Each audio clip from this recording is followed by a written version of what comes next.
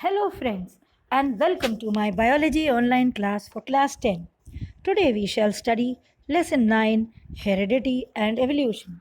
In this video, we shall discuss about inherited traits, a brief history of Gregor John Mendel, his experimental material and techniques, rules for inheritance of traits, and monohybrid cross. I am Kirti Srivastava, PGT Biology, KV number 3, Jhansi.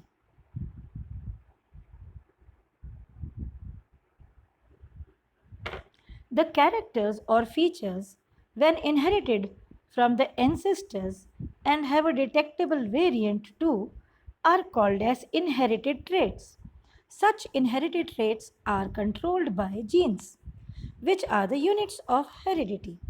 In fact, genes are the small segments of DNA which code or provide information for the synthesis of a particular polypeptide or a protein.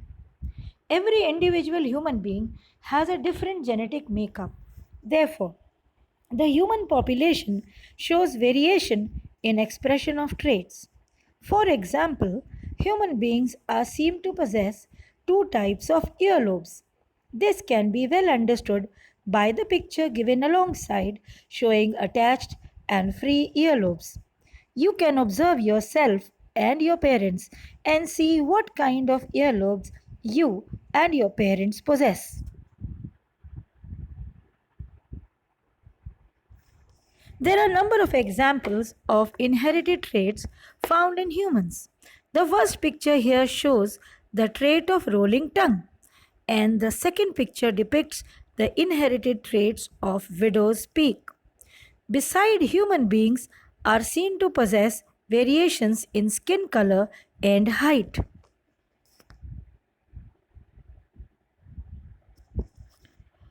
Now let us understand the rules for the inheritance of these traits.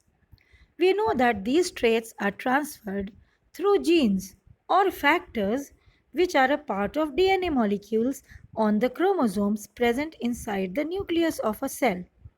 The inheritance of characters is due to the fact that both father and mother contribute equal amount of genetic material during the fusion of male and female gamete to form a zygote, which later develops to form an offspring or an individual. Thus, for each trait, there are two factors or genes, one from father and the other from the mother. Mendel called the present day genes as factors as molecular structure of the gene was not known then. Gregor John Mendel conducted experiments with garden peas, botanically known as Pisum sativum, and determined the rules for the inheritance of traits.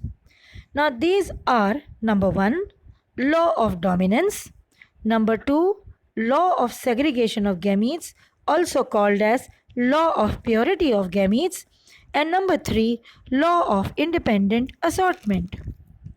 He is therefore popularly called as the father of genetics. He was the first scientist to make a systematic study of patterns of inheritance.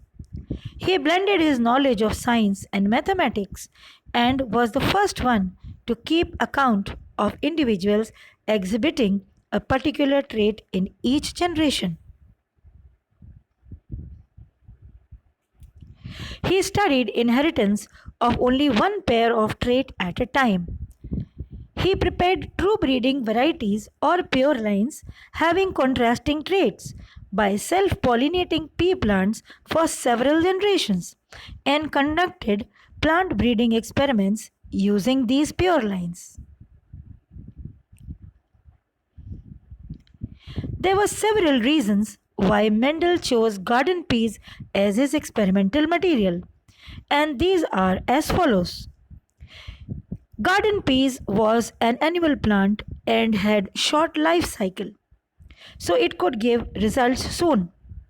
It had perfect self-pollinating flowers, so it was easy to get pure lines by several generations. It was easy to cross-pollinate them. Each plant produced large number of seeds in one generation, and a number of contrasting traits were available. Now, the seven pair of contrasting characters in garden pea plants were studied by Mendel as follows: the shape and color of the seeds, the shape and color of the pods, the height of the plant, and the position and color of the flower. Mendel selected pure breeding lines for his experiment by self pollinating pea plants for several generations and crossed them to produce the first generation of plants by carrying out hybridization experiments. The hybrids of the first generation were then self fertilized to obtain and raise the second subsequent generation.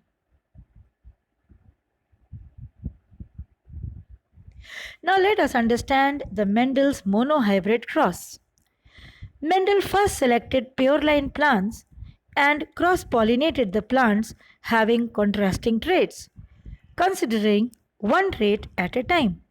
For instance, in one such crossbreeding experiments, he crossbred tall pea plants with dwarf pea plants. All the seeds produced were carefully collected and used to raise the F1 generation. He observed that all the pea plants of F1 generation were tall. There were no intermediate characteristics. He now allowed the flowers of F1 generation to self pollinate to produce seeds which were used to raise F2 generation plants. He observed that in F2 generations, both tall and dwarf pea plants appeared in the phenotypic ratio of 3:1 respectively. This indicated that both the traits of tallness and shortness were inherited in F1 generation, but only the trait for tallness was expressed. To find out the genotype of F2 generation plants, Mendel crossed the tall plants of F2 generation with the recessive parent and observed that 1/4 of the total plants of F2 generation were pure tall, having the genotype of T, capital T. 2/4 of them were hybrid tall, having a genotype of capital T and small t, and 1/4 of them were pure dwarf with a genotype of small t, small t. The genotypic ratio of F2 generation was therefore 1:2:1 respectively.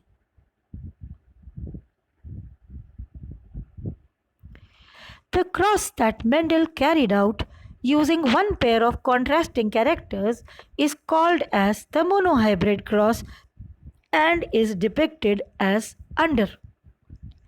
So in this figure you can see that he crossed a pure tall parent plant with the genotype of capital T with a pure dwarf parent plant with a genotype of small t. And in the F1 generation he obtained all the plants as hybrid tall plants having a genotype of capital T, small t. He then self-pollinated the individuals of F1 generation. This is represented by means of a Punnet's checkerboard, which shows that F2 hybrids were obtained in a ratio of 1:2:1. That is, 1 pure tall plant, 2 hybrid tall plants, and 1 dwarf plant.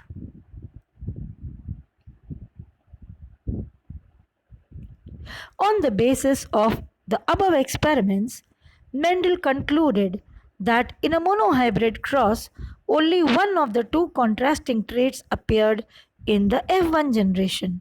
However, in F2 generation, both parental traits appeared in the phenotypic ratio of 3:1 and genotypic ratio of 1:2:1.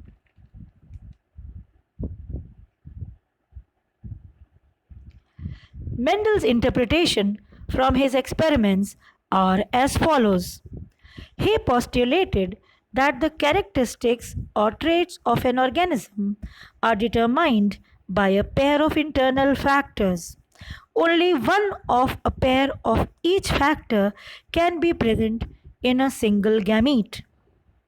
Secondly, two factors are inherited by the F1 offspring, one from each parent during fertilization, but only one character is expressed and is called as the dominant character.